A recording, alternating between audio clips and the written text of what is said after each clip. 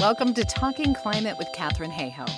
Each episode, we explore how climate change is affecting the people, places, and things we love, and what we can do to make a difference. From science to solutions and stories that inspire, you're in the right place for real talk about real change. This week, we're talking about clean energy market growth, a new threat to our health, and how to keep Earth Day going. Let's dive in. Good news. Last year, global investment in the clean energy transition hit a record $2.3 trillion. That's up a full 8% from 2024, according to Bloomberg NEF's latest annual report. Electric vehicles and charging infrastructure led the way at $893 billion, up 21% from the year before. Renewable investment added $690 billion, grid investment $483 billion, and for the second consecutive year, clean energy investment outpaced fossil fuel investment, with the gap between them widening. Even in the U.S., where federal policy has been working against the transition, investment still rose 3.5%. The market is moving forward, with or without policy. Is it enough? Not yet. A few years ago, growth was faster. In 2021, these investments grew by 27% year on year, compared to 8% this past year. Growth needs to accelerate, not coast.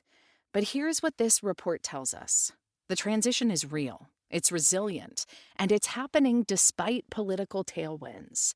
Bloomberg NEF forecasts that average annual investment in the global energy transition will hit $2.9 trillion yearly by 2031.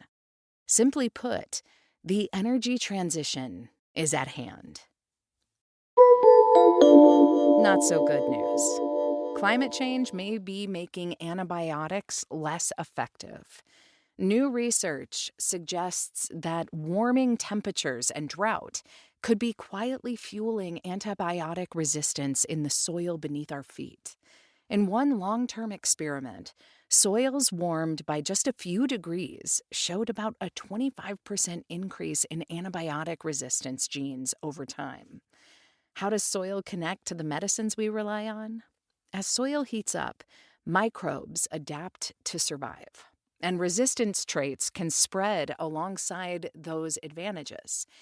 Add drought, and the effect can intensify. As water disappears, antibiotics become more concentrated, killing off weaker bacteria and giving resistant strains room to thrive.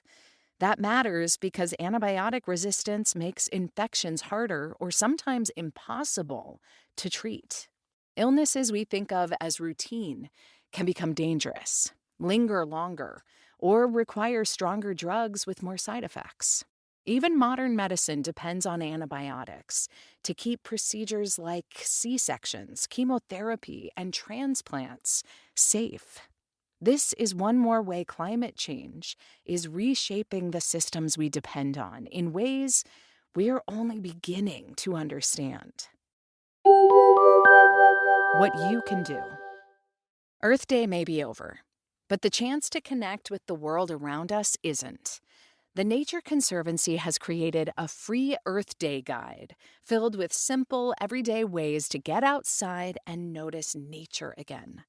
Learn more about bird watching close to home, planting for pollinators, or building a scavenger hunt with kids.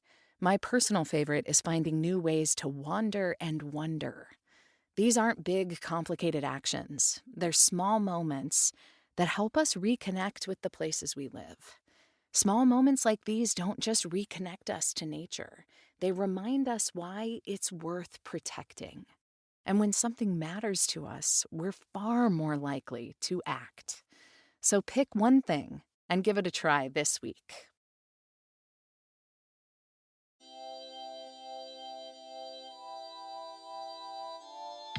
Thanks for listening to Talking Climate, narrated by Ann Cloud. For more resources, links, and actions you can take, check out the full newsletter at www.talkingclimate.ca. Don't underestimate your voice. Start a conversation this week and see where it leads.